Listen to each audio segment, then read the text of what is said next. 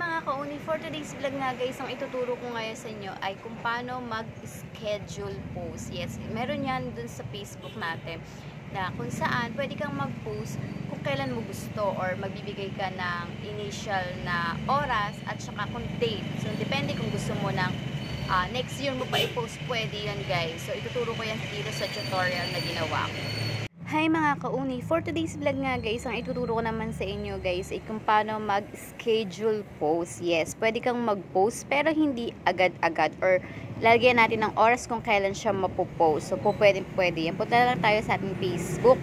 Tapos sa taas punta tayo dun sa ating professional dashboard.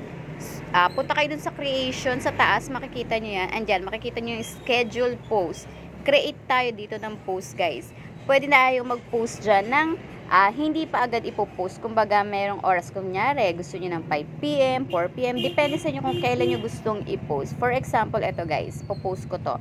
Ayan, ito yung kahapon namin niluto. Dahil nga, Father's Day. Ayan. Tapos, punta kayo dito sa schedule option. Click nyo yan, guys. And then, punta kayo dun sa schedule for, time ba yun? Yan. Tapos, lagay natin yung date. Ayan, pili ka na lang kung kailan mo gustong i-post yan. Pero ako kasi, i-post ko rin naman siya. So, kailangan lang talaga.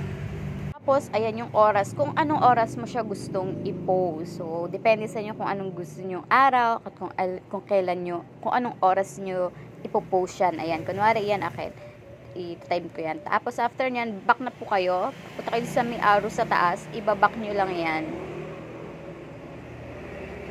And then, makikita nyo yung post sa taas. Click nyo yan. And then, makikita nyo, your phone will be uploaded. Check kung anong oras nyo yan. Pinost. Dun lang din siya mapopost. Ayan. So, pag ganyan po yung lumabas, makikita nyo na yan dun sa oras at saka sa time na nilagay nyo. So, oras nga at saka time. Yun na nga. Basta yun.